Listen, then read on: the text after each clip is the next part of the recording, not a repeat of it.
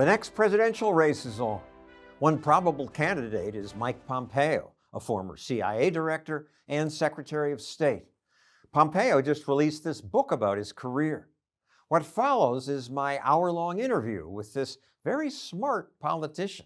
He surprised me by saying a bunch of things I liked, but also I disagree with him about a lot.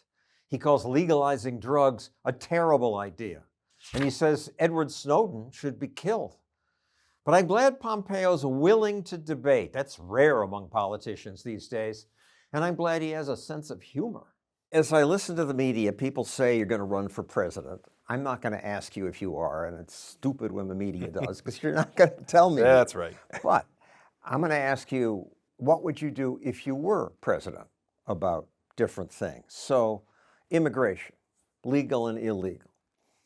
The border is horrible at the moment. Facilities along the southern border are being stretched to the breaking point. What would you do? The America I love defends its borders, protects its sovereignty, makes sure fentanyl's not coming across, make sure we don't have human trafficking. That's the America that we know and love. Defends its borders like with a wall? Sure, whatever, by any means necessary, as I read the Constitution. This is my fundamental point, which is you can't round the corners. You can't say, well, we're just going to let a certain number of people come in illegally. No, you need to have a rules-based system for migration to our country.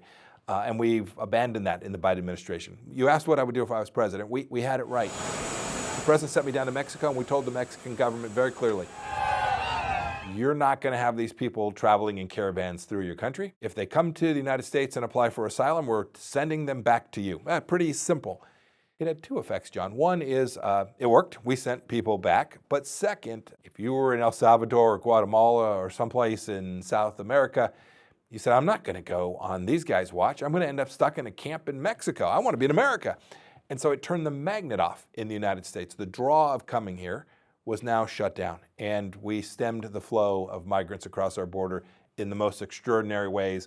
And the proof of that is, when President Biden came in and ripped it up literally on the first day, his day in office, you can now see 4 million illegal immigrants in just 24 months. Kansas is 3.2, 3.3 million people. My home state, 4 million people in just 24 months. This will fundamentally change the nature of our country.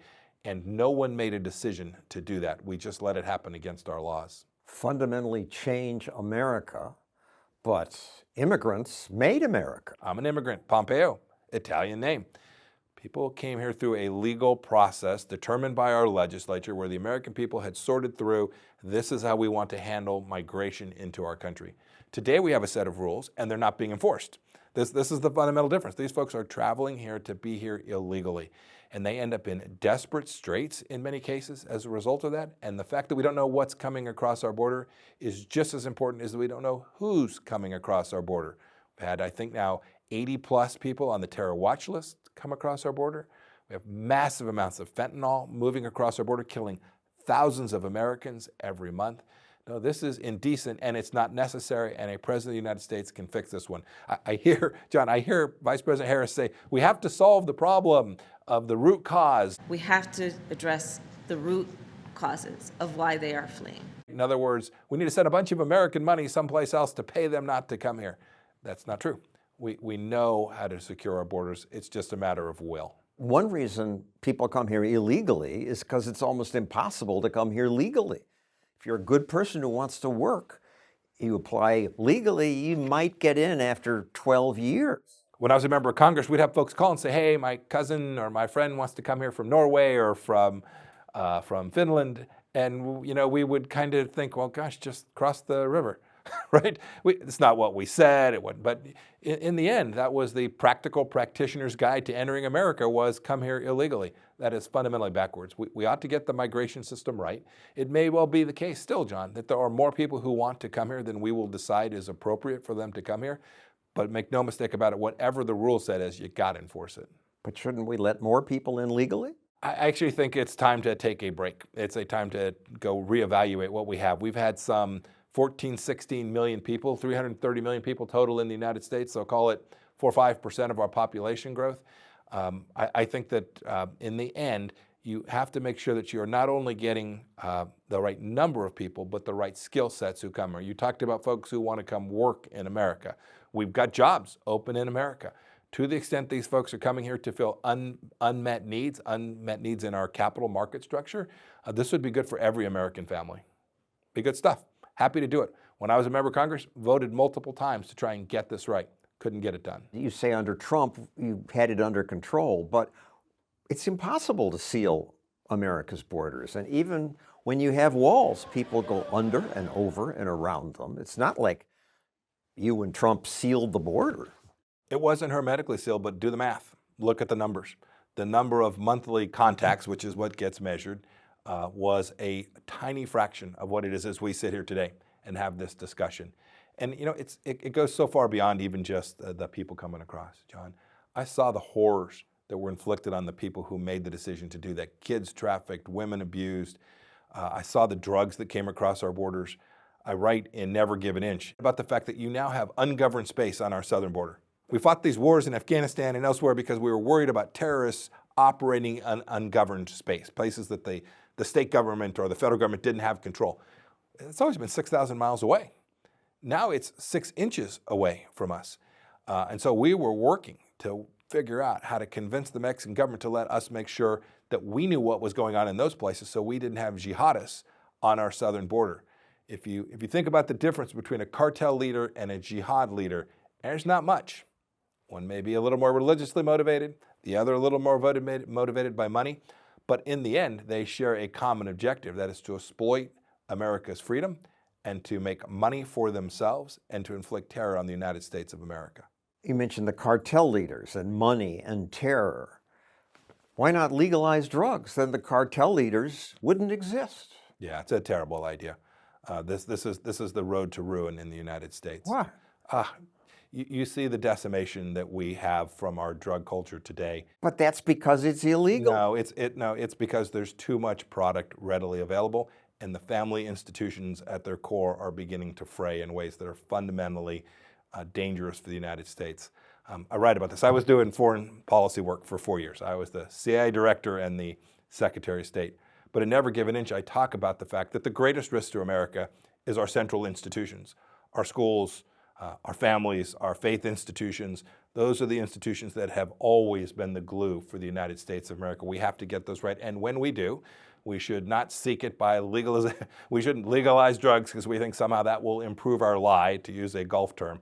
That would make the problems for ordinary families all across America even more difficult. I'm going to move on to another topic, defense. Well, what you do to keep us safer? Where to begin? First rule is make sure you understand what the mission set is. And we did. We put the American people first.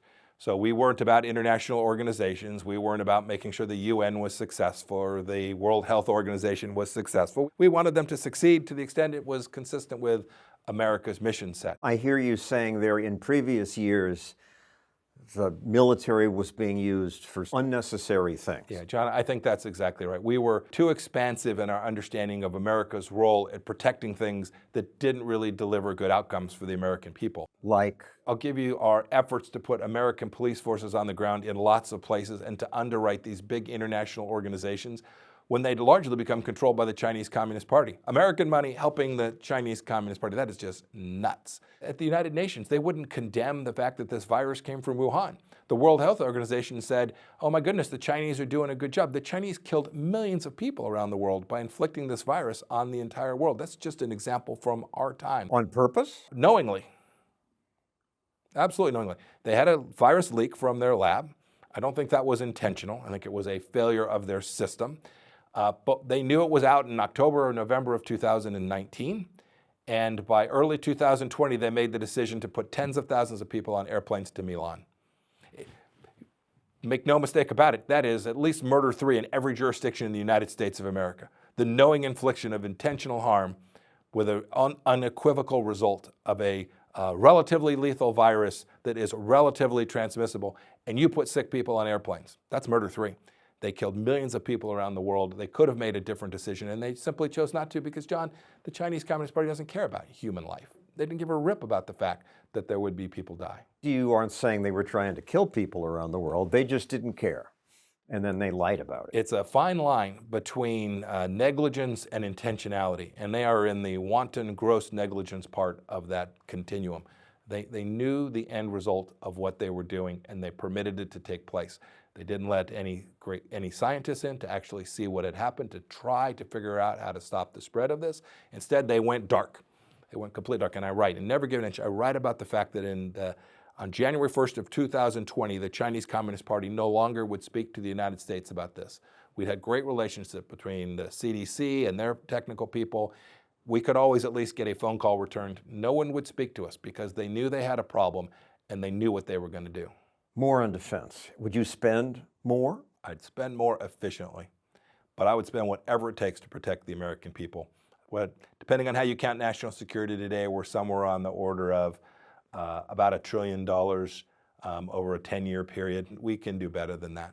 We can deliver better outcomes more efficiently. I saw this when I was a young soldier. I saw the terrible inefficiency. It's probably in every government bureaucracy, but make no mistake about it, we're not going to solve our deficit problems on the back of our security. It's just the scale of what's required is too great. But you don't want to spend more. No, there's no need to spend more money than we're spending today. I would think we could spend less. We're posting soldiers in 80 countries.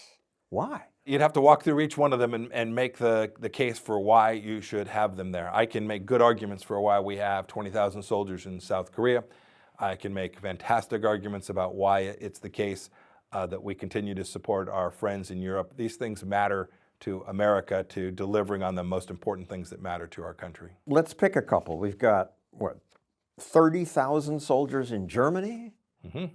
We won that war. Japan? Yep, you picked the one, John. I'm happy to talk about Japan. Today you have the singular greatest threat in the history of our nation. It makes the Soviet Union pale, and that is Xi Jinping and his leadership of the Chinese Communist Party.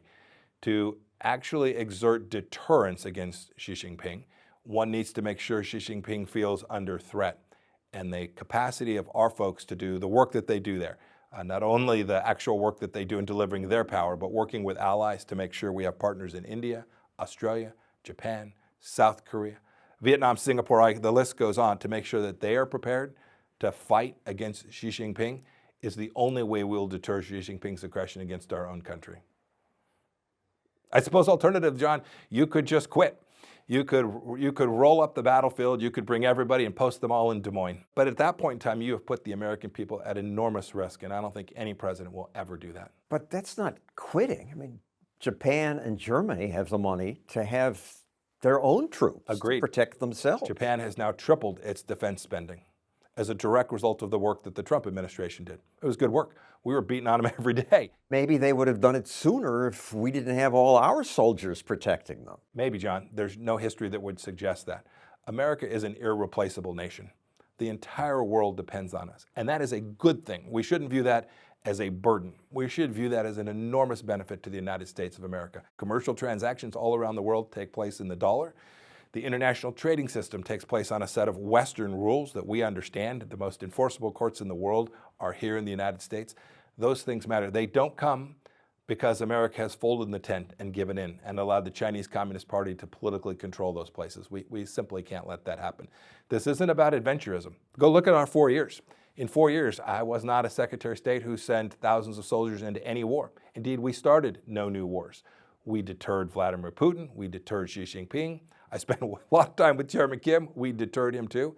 It was about using America's real power, its economic might, and then partnering with friends around the world to deliver isolation to these dangerous countries. You mentioned Putin. Let's talk about Ukraine briefly. You say he's very shrewd. Very shrewd, very capable. I have enormous respect for him. You were criticized for saying that. Yes, but I was right.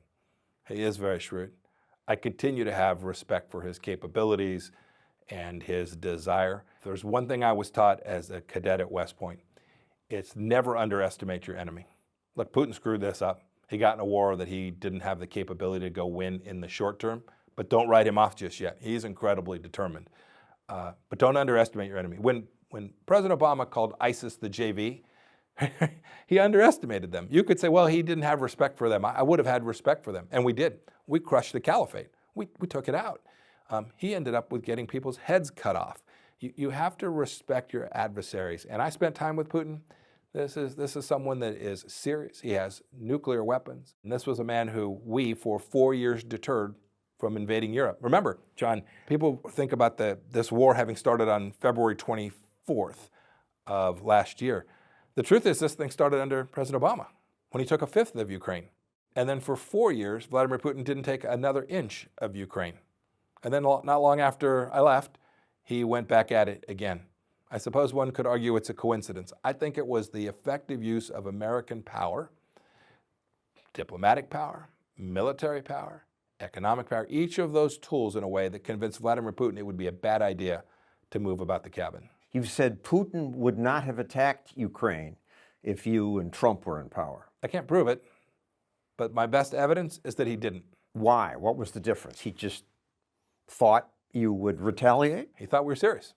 He thought we would protect America's interests. How would you have retaliated? I don't want to spend a lot of time talking about what the actual tools were. I'll give you examples of what he saw, John. First of all, he didn't see us talk about a minor incursion being okay. That's what President Biden did. It's one thing if it's a minor incursion. He didn't see us make the radical mistake of pulling out of Afghanistan in a way that got 13 Americans killed. Here's what he saw instead. When the Iranians were threatening American lives, we struck Qasem Soleimani and took him from the battlefield. When North Koreans were firing missiles, when we first entered office in 2017, he saw us engage with the North Koreans and make very, very clear to Chairman Kim we were serious about protecting America. And we got Chairman Kim to stop launching his long-range nuclear weapons. He saw an American, he knew we weren't going to send the 82nd Airborne. This wasn't our model. He knew we weren't going to send a Marine Rifle Division, but he knew we would use American power thoughtfully. And so for 4 years, he made a decision that was different than the one he made under President Biden. And your audience should know, Vladimir Putin didn't change. Vladimir Putin was the same guy in 2014 and 2015 when he invaded Ukraine. He was the same guy from 2017 to 2021. And then when in 2022 we leave the stage, he's the same guy. What changed? I think it was American leadership and his respect for the leadership that we demonstrated all across the world.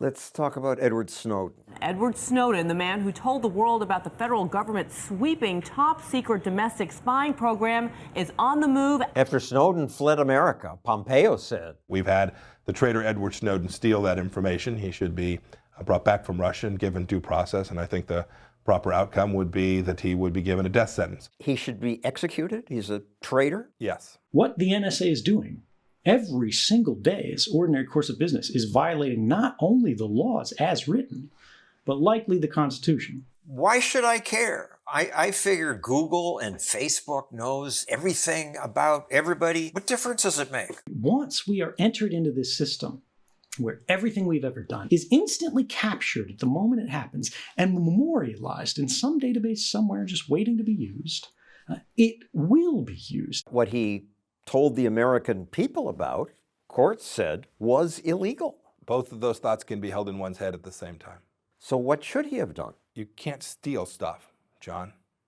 You can't steal American secrets. It's unacceptable, even if your justification is noble. And by the way, I would argue that most of what he stole, having now had a chance to see that as CIA director, most of what he stole had nothing to do with the storyline that you're thinking of. The vast majority of the information he stole was America's military secrets. He put my friends at risk. He put your family members or your cousin or your friend who's serving in a submarine fleet somewhere in the world. He put their lives at risk, and he did it by stealing American stuff, and that by definition is unlawful, and he did it in a way that he knew put their lives at risk. What's one example that no longer would threaten somebody? How does he threaten somebody? Well, the information that he stole and then provided to the world, shared, trying to figure out how to do it without being the same man that he is, shared patterns of American activity and our naval fleet. This is dangerous, John. That's not noble. That's not sharing something the government's doing that's bad. And that wasn't his mission set. His mission set was to be mischievous and undermine the United States of America. Make no mistake about it. Edward Snowden's intentions were to weaken the United States of America. And he did. And he cost us lots of money trying to go fix the fact that now every one of our adversaries knew the information he provided. Yes, there were a handful of things that he leaked that some set of courts have said were unlawful. In some case, I think the courts got that wrong, but fair enough. But whatever some court may have said, I know what Edward Snowden did. I know the harm he inflicted, and I know the risk that he created for people who are serving in the United States of America's military, and that should never be forgiven because you think you have some higher mission. You want more surveillance for our safety, no? Absolutely not. When you say surveillance, I want the CIA out crushing it all over the world. Yes. Spying on American Americans. people, absolutely not. Just the inverse. I actually think you can achieve each of those. I don't think you need to spy on the American people to get what we need to keep the people safe. But the NSA was illegally spying Yep. on the American people. Wasn't he right to expose that? No, you don't get to steal stuff to do that. And, you know, I hear about these folks who claim that they are whistleblowers, right? All the way back to Ellsberg. We know these storylines. No, those people signed up for a process that said, if you find something that's going on illegal, there is a process to correct it. That process is not to go to the Washington Post. This is anarchy. If the answer is everybody gets to decide what they like and don't like about what their government employer is doing and they get to leak it to the Washington Post, you wouldn't let that happen in your company. None of the folks sitting around here today as we're doing this interview, none of them, if they stole some proprietary information of yours and said, I don't like what John's doing, I'm going to go tell the New York Times, I'm going to run down the street, you wouldn't find that acceptable, would you? No, but I don't think I have any proprietary But you information. do. Your business does. Sure, you do. Every business has things that you consider proprietary. Maybe you don't, but most businesses do. They have copyrighted protection. They have intellectual property that matters to them. You can't just go work for someone, steal their stuff, and go leak and say, I'm serving a higher good. You can't do that when you serve in the United States government. I saw this, John, as I was Secretary of State. I saw the State Department leak information all the time, things that we were doing. It was indecent. It wasn't because they thought we were doing something illegal. It's because they were doing something we didn't like. And they were doing it because they thought this had become normative. It was decent. And the Edward Snowdens of the world weren't punished for what they did. Well, he had to leave his country. Yeah, he That's didn't a have to punishment. leave his country. Absolutely didn't have to leave his country. That's not true. He could have gone to the court system and defended himself and made his case there, but he chose not to do that. He chose to be this little weakling and go to Russia. President Obama said he should have gone to Congress. There are absolutely ways you can go to Congress. The whistleblower protections for Congress are vast, and you can absolutely do that. And that, by the way, is lawful and decent and right, and those rules make sense. Snowden said, there was a former NSA executive, much higher level than myself. By the name of Thomas Drake, who did go through proper channels and whose story I was very familiar with. Why do you think you were charged under the Espionage Act? To send a chilling message. He went through proper channels. He had men with guns drawn come to his house at dawn, take his computers, arrest you. I don't know if that's true or not. He felt he had to go to Hong Kong to give it to reporters because you guys, the American military establishment, would have just shut it down. Well, I don't consider myself part of the American military establishment. I'm a civilian. But he might be right. We might have tried to shut it down. We might have to keep those secrets in the right place. But I can assure you of this, when I was in charge at the CIA or as a Secretary of State, if someone in my organization was doing something that was illegal, I wouldn't have just shut it down. I would have punished them. I not only want Edward Snowden not breaking the law, I didn't want anyone who was working for me breaking the law either. And that happened. There were people in my organizations who broke the law, and to the maximum extent I had the power to do, I tried to bring them to accountability and to justice as well. Both the leaders have a responsibility to get that right, and America has a responsibility, and there is a system to do that. Not that we get it right every day, John. And punished, killed Snowden, but traitor should be executed? The courts would have decided that. The courts would have decided what. What do you think? I think we'll let a jury decide if they think what he did.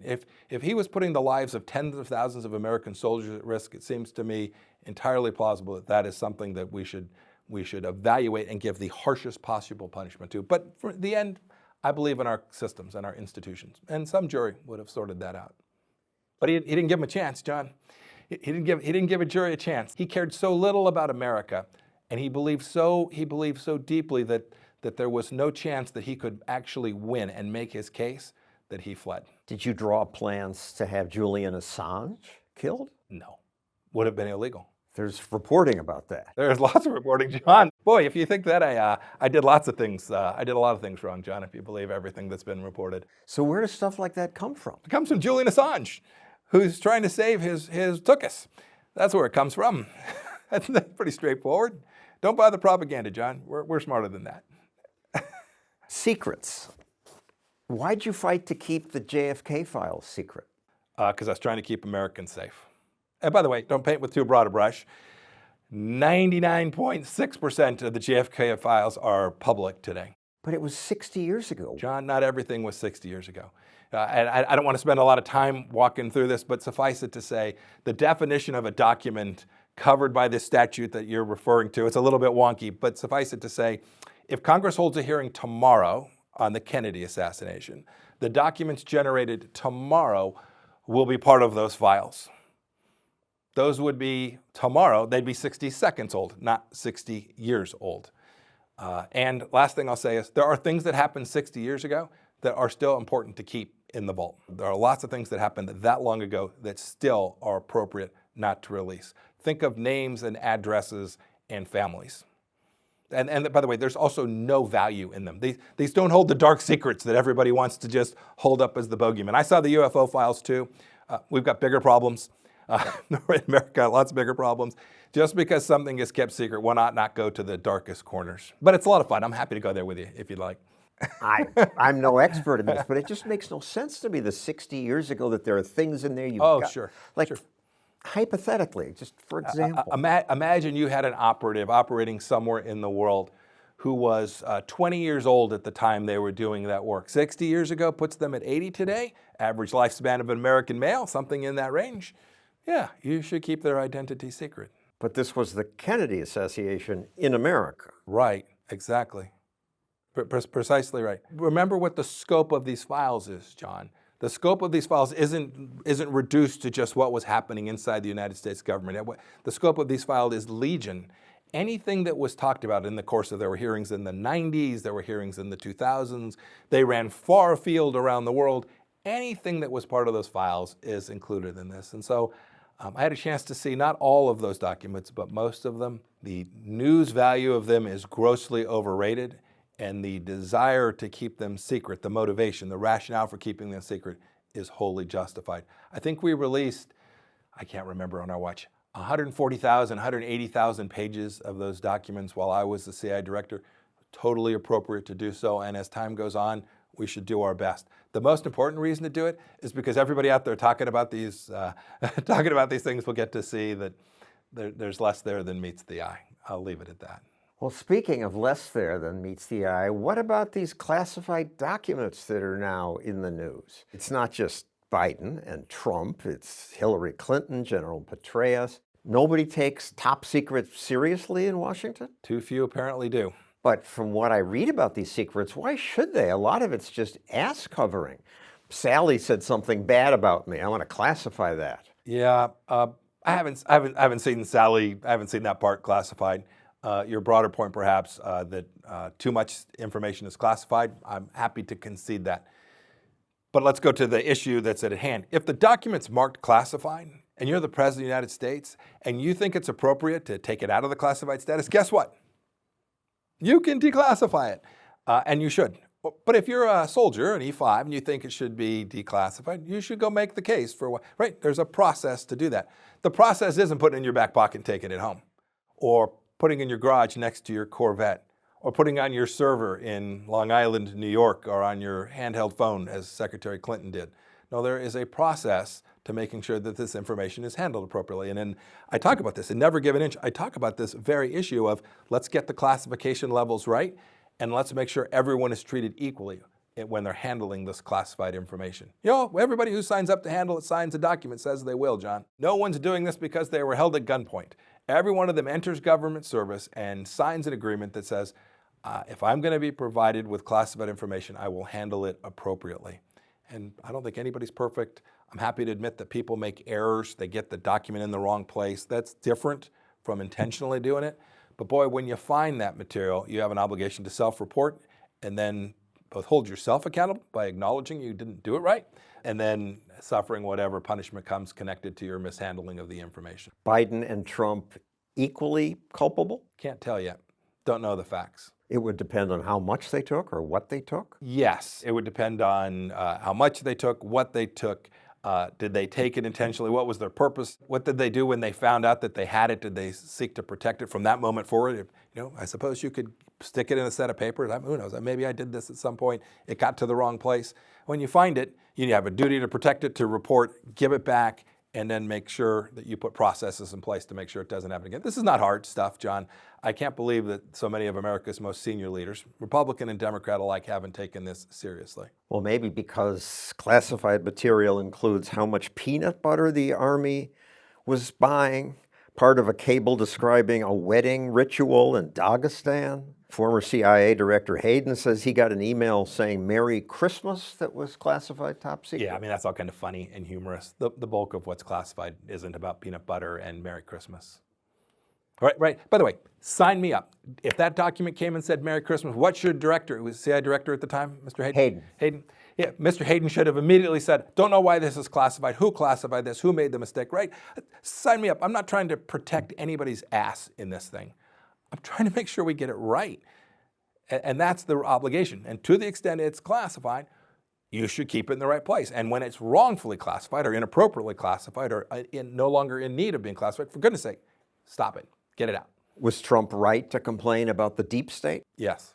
You, as you've mentioned, have a new book. It officially comes out tomorrow. In that, you say, as you've mentioned here, China repeatedly delayed about COVID. There's a lot you know that the American people don't know about this, the CIA director? With respect to what, John? To China's participation in COVID. Yes. There's a fair amount. But most of what I know, the American people can know.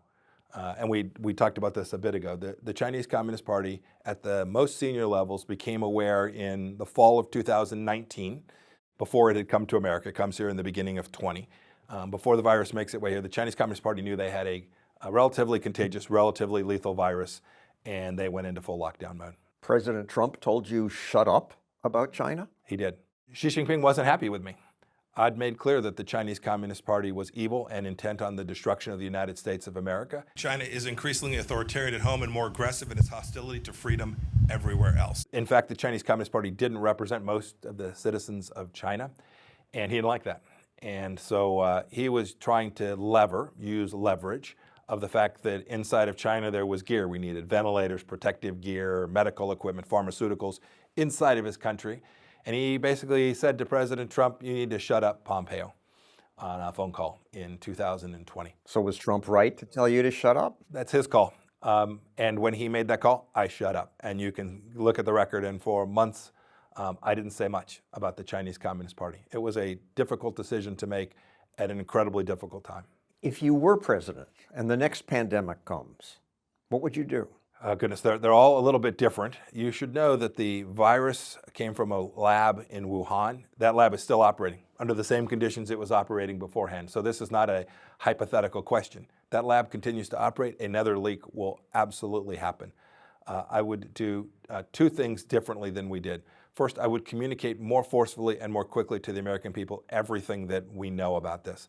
It was hard. I wasn't in the center of this, but there was a lot of uncertainty about what the scope and scale of it was.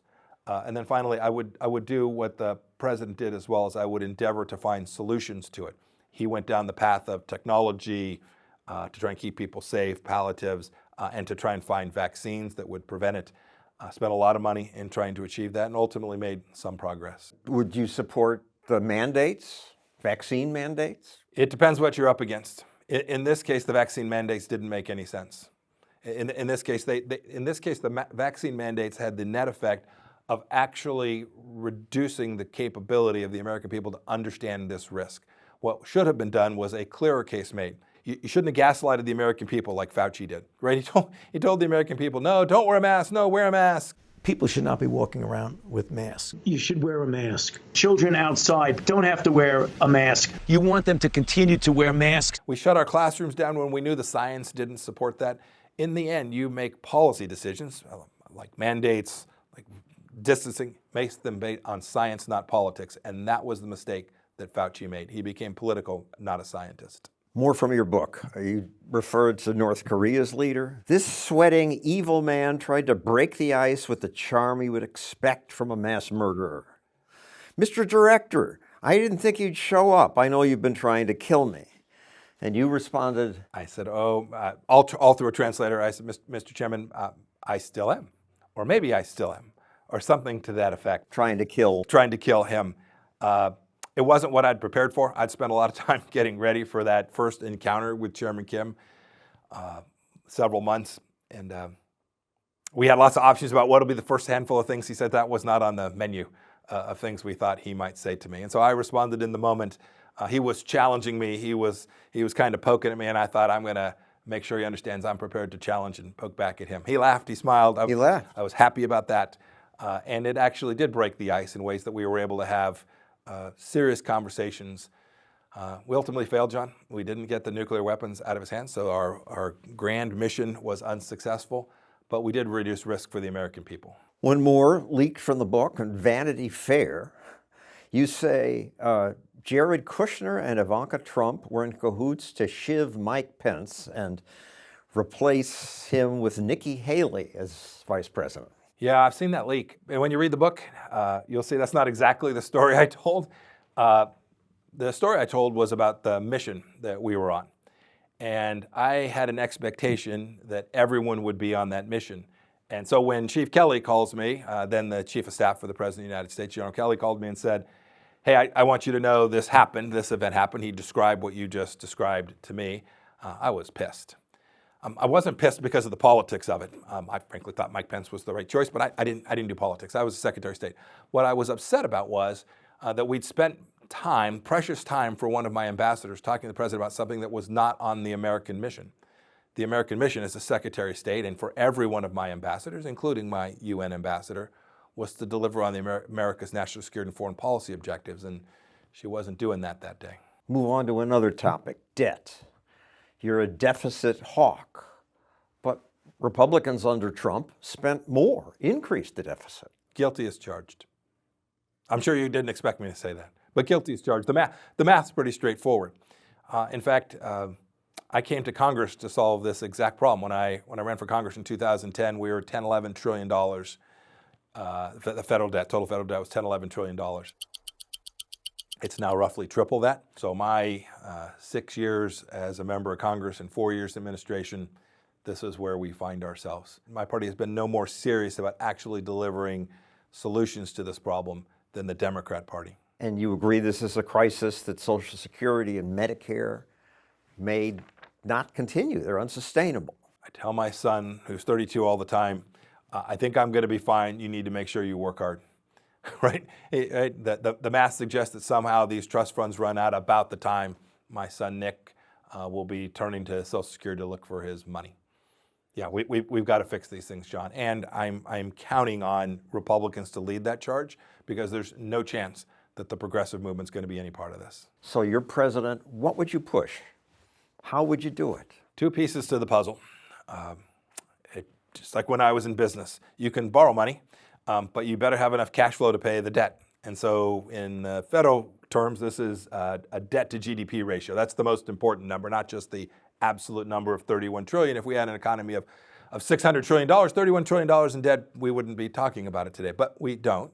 So rule one would be gas the American economy. And we actually did a pretty good job of that in the Trump administration. Rolling back regulations, freeing the animal spirits. This was good for every worker at every strata of every class of America. You can't tell me ESG rules are going to hold you back. You can't forget American Energy Matters. So the first thing I would do as president is make sure we had economic growth, grow American GDP. And the second thing? And the second thing you do is you begin to put together a set of spending plans that altered the trajectory of our annual debt. I think the debt last year alone in that year was a couple $1 trillion. We were talking just a couple $100 billion as disastrous just a decade ago. Right. It's now much worse. Now much worse. What do you do? Raise retirement ages? There's nothing that should be off the table. We're not going to take. I hear all this debate about the Republicans are going to destroy Medicare, are going to destroy Social Security. That is falderall. I've actually seen Republicans take up this narrative too. Every vote I've cast and will cast on Social Security and Medicare protects and preserves benefits for seniors like Mom. That's right. I've been watching. They're speaking past the graveyard too. They're whistling past the graveyard. No, we need to work to save these structures. We need to make sure that people who are on welfare are actually working, contributing to the GDP, not sucking from it. Those are the kinds of things that begin to put fiscal policy back in the right place.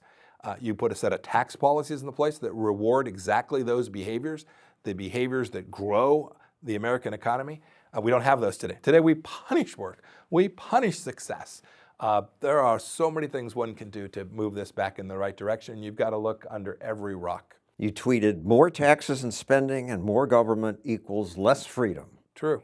Explain it. How? When the state has power, I translate that into money. When the state has too much power, the basic ideas that I was brought up on about individual freedom, autonomy, you can make good decisions and bad ones, Mike, my mother would tell me, that just vanishes. Government begins to direct every aspect of your life.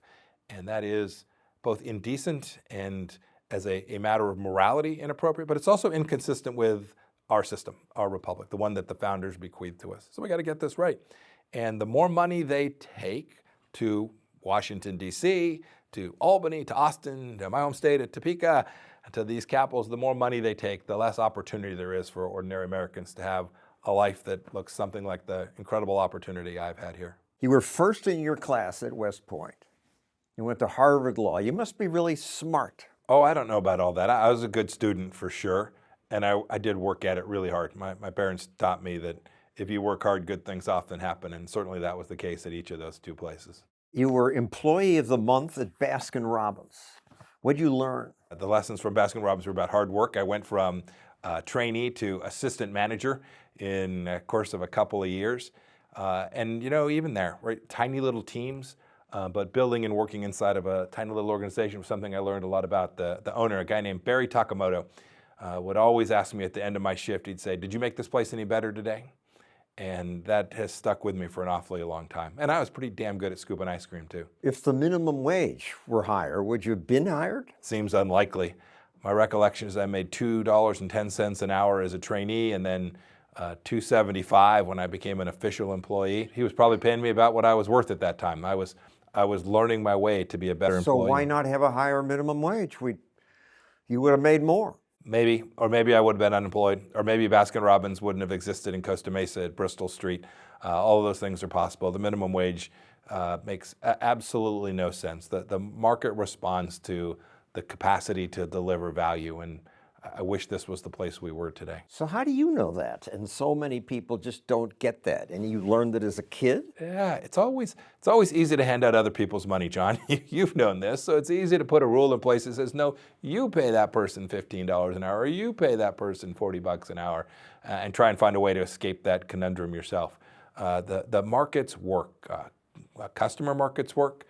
Product markets work, and labor markets work. And that's one that I think the American people need to come to accept. Promise you, the work that I did, what was a very low wage at that time, has turned out to be enormously valuable to me in my life. But you've never really run businesses. How'd you learn this stuff? No, at that time I hadn't, but now I've run two pretty good-sized businesses in Wichita. I ran a machine shop that had 400 or 500 people, and then a company that did the same kind of thing, metal bending machine work, in Midland, Texas, and in Wichita. So I've run two big companies in a small market setting. No, I learned that the hard way, right? Eventually you got to sell product, John. Eventually customers have to decide that the product you have is of value, and you need to reward those people who are delivering for you. And the markets demand that. Education. If you were president, what would you do about American education? I would speak about it often, because I think presidents at the federal level depend on good decisions made by school boards, school superintendents, teachers, and governors. If I was a governor of a state, I'd work my tail off to take down the teachers union in my home state. I've said that Randy Weingarten is the most dangerous person in the world. Randy Weingarten? The teachers union boss? I don't like her either. Who are we? The UFC! She once brought her union outside my office to protest my saying her union hurts kids. But the most in the world? The most dangerous more person than in the world. Putin? Yep. It's a close call on some of these things, but we'll figure out Putin. We'll figure out Xi Jinping. You teach kids that America's a racist nation. You teach kids that groups matter more than individuals. You teach kids that there's an oppressor class and that somehow America is the most indecent nation in the history of the world. You're done. The republic is finished. That next generation won't grow up to understand that, no, these institutions matter, that we are the most noble nation in the history of civilization. Our schools are the place that inculcates this set of founding ideas. And when you do those things too, you destroy the family, the other primary institution in the United States. So as president, You have tools that you can do to help families be successful. You have tools you can use to help schools begin to teach the right things. But I hope we'll get the federal government out of that, and we will let these states begin to have the power to control the decisions that they make for their own students, instead of having some knucklehead bureaucrat at the U.S. Department of Education drive education policy out of Washington, D.C. Finally, a political candidate says, not my job. Not my job. Not my job. That's refreshing. You can speak about it, you can make the argument, and you can pound on governors that don't get it right. And by the way, you should speak to the American people about this, because the best place to get this right is at a PTA meeting.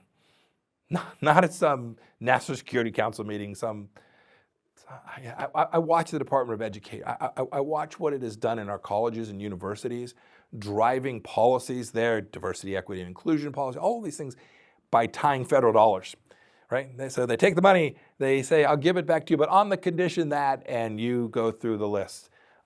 Presidents can fix that piece of it, but in the end, you've got to count on someone else to drive that policy. Should America abolish the Department of Education? Yeah, you should get rid of it. There's a handful of tasks that it does.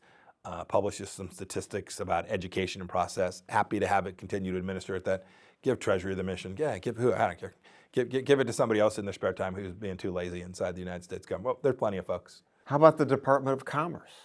Commerce just happened, so we need a department? There are a couple of regulatory things the Department of Commerce does that are important in terms of how we handle complex trade arrangements between nations. You need to continue to do those. I would ask the Department of Commerce to completely revisit the set of international trade rules with its singular focus. Make sure America doesn't get screwed. How about the Trump tariffs?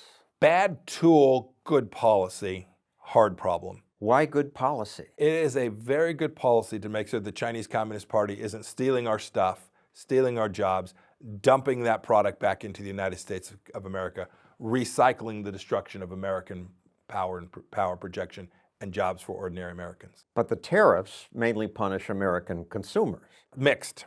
The incidence of those tariffs, you can get 1,000 economists, you can get 40,000 answers on where the incidence of those tariffs. It's a bit archaic.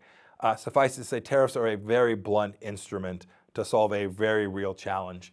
And I actually don't fault President Trump for heading down that path with the tariffs. There aren't many other tools readily available to the executive branch. You'd need Congress to do them. But we should, if one thinks the tariffs are a bad idea, one shouldn't walk away from this fundamental problem. How is it you prevent an adversarial nation from screwing you in their trade relationships and destroying America's economy? That is a serious problem. The Chinese are fully intent on doing that. And we need to enable, some president and some Congress need to enable the United States to defend itself from what has truly been an economic war conducted against it by the Chinese Communist Party. You've talked a lot about President Trump. You worked for him for years. Do you like him? Yes. Why? He was a great boss. I'm deeply grateful for the opportunities he gave me to serve America. He was a great boss in the following sense. Even after you had endorsed somebody else. Yeah, no, it was crazy. And he would remind me of that. It never give an inch. I write about the fact that when I would say something, I would disagree with him and go, oh, yeah, you're the Rubio guy. You would endorse Marco Rubio. I endorsed Marco Rubio. I campaigned hard for Marco Rubio. President Trump gave me the space to go do my job. I would tell him what I was going to do, why I was going to do it. If he disagreed, we'd debate. He'd decide, and then I'd go execute it. That's all you can ask. Look, he's a character. He was a New York real estate guy. And by the way, we were a very unique administration, all of us, right? I mean, I ran a machine shop in Wichita, Kansas. I dare you, John, to find another Secretary of State who ran a machine shop in Kansas. You're another 500 years, you might find one. So we all came from these unique set of backgrounds. And President Trump certainly did that. There were days he put out tweets there. They were maddening. They weren't helpful in my judgment. But in the end, I worked for him. And he was the duly elected President of the United States, and I was damn sure focused on making sure we were executing America's mission. You sound pretty angry at him in some of the things I found doing research. Donald Trump the other day said that, quote, if he tells a soldier to commit a war crime, the soldier will just go do it. He said, they'll do as I tell them to do. We've spent 7.5 years with an authoritarian president who ignored our Constitution. We don't need 4 more years of that. I think that was in the campaign, right? I think that was before the president was elected. I campaigned hard against President Trump. There's no doubt about that. And as I reminded the president, when he was the nominee, I campaigned just as hard for him. And we don't need, by the way, we don't need presidents saying stuff like that. It's true. More recently, this fall in Kansas, we were told we'd get tired of winning, but I'm tired of losing, and so are most Republicans. Yeah, I am tired of losing. Oh, that's about Trump. Yeah, it's a little jab at him, but mostly it was about us. Mostly it was about the American people. When I say I'm tired of losing, I'm not really talking about Republicans. I'm talking about America losing. I'm tired of us heading down this path to national decline and an absence of a recognition of American greatness. We have this most innovative, creative, amazing set of people. Set them free to do the things that they do. Set them free to go worship in their church or their synagogue or their mosque. Set them free to go screw around on a Saturday afternoon and go to a bar and watch a sports game. Set them free. This is the American understanding. Instead, we've become a nation of worrywarts with a massive government driving so many of our behaviors, and we think, too many of us have come to think, boy, we just don't have to work to get ahead. The government will take care of us. I'm very worried about the American work ethic, right? If we teach the next generation that you don't have to work to get ahead, America will be what China wants it to be, a nation of ne'er-do-wells. That's not us. And so when I talk about I'm tired of losing, yeah, I'm watching an America that is headed in a direction that is not good for individuals, not good for families, and certainly not good for our country. But I don't think we're losing. We're still inventing things. We're still pretty free. No, we're still a good place. Everyone wants to come here because of that, but the gap isn't as big as it is, and the foundations are weaker, John. I agree. And in absolute terms, there is no greater country, even today. And I'm long America. I think in the end we'll actually get this right? The old Winston Churchill line. Right? Churchill says something to the effect of, don't worry about the Americans, they always get it right after they've exhausted all the other possibilities. Well, we're there. We're at the edge of that. But when you begin to talk about classes of people by race and rewarding people and punishing people based on class, when you decide you're going to close churches because there's a virus out there, and you're going to direct that from the federal level or the state level, when you no longer let kids understand American greatness, right? I grew up with the Pledge of Allegiance in the classroom. It wasn't just a set of words. It was an idea. And it wasn't the idea that you couldn't challenge this country, that you couldn't say, no, we think we have it wrong. But these institutions have proven pretty damn good for 250 years. And you're right. I do think we remain the most decent, noble nation in the world, even today. But I'm worried about the foundations. I'm worried about a military that's gone left and woke, right? You have a president who says every military vehicle is going to be green by 2050. John, that was an M1 tanker. Now, I was not worried about the emissions from my Avco Lycoming 1,500 horsepower engine. Sign me up for clean air, safe drinking water, I'm for it.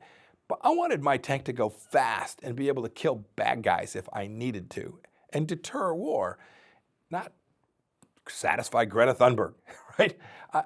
That loss of mission focus and this central understanding of that objective is something that does worry me. And I do think America's headed down the wrong path in this direction. And just to let you amplify that, our military today is under assault from the radical left. If you're a young kid sitting in a foxhole, you don't give a darn about political correctness. If we focus on the wrong priorities, then Americans will be a lot less safe. We'll use the right pronouns, but what we won't have is the capacity to keep our country safe. I can assure you that there's no Russian general, no Iranian leader, no Chinese Communist Party admiral who's spending 1 second thinking about gender or woke ideology or climate change. They're thinking about how to kill Americans. The commercial that the CIA had put on, and it had, talking about rainbow lanyards and gender, transgender stuff. Inclusion is a core value here. I brook no evil to any individual, but the CIA should be focused on doing its mission, and it should attract people who want to come do its mission. And if it wants to have a broad, diverse workforce, sign me up. Hire the Hispanic kid from the barrio. Find somebody who's talented and creative from Appalachia. Don't divide us by things that have nothing to do with achieving the mission. That was my focus. That's why I poked some fun at that and never give an inch. I'm a libertarian. I believe the government that governs best governs least. Thoreau, Jefferson, nobody's clear on who first said that. If you were president, what power would you take away from yourself? I talked about some of them already. Yes. I'd limit what the Department of Education did. I'd reduce the capacity of our intelligence services, most importantly the FBI, to conduct surveillance inside the United States. I would tighten that set of rules down and make clear what was appropriate and what wasn't. Just by the fact that I would try and shrink the scale of the Department of Health and Human Services, Health, Education, Welfare, a bunch of different organizations, I think you necessarily are devolving power to the right places. No, the list of things the federal government is engaged in today is far too long, and as president, lots of places you can go cut back on what it does. So why aren't you a libertarian? I grew up that way. I grew up as a libertarian. I ended up putting myself in the Republican Party as a conservative. But if you look at the things I've said, not just the last 4 years or the last 2 since I've been out of office, or even when I was in Congress, I worked on a libertarian think tank when I was back in Kansas. This has been part of who I am. The idea of less government power being better for the American people is something that is very near and dear to my heart. Thank you, Secretary Pompeo. Thank you, John. Thanks for having me on today. Less government power is something I like to hear from politicians. Is there someone else you think we should interview next? Please let us know in the comment section below.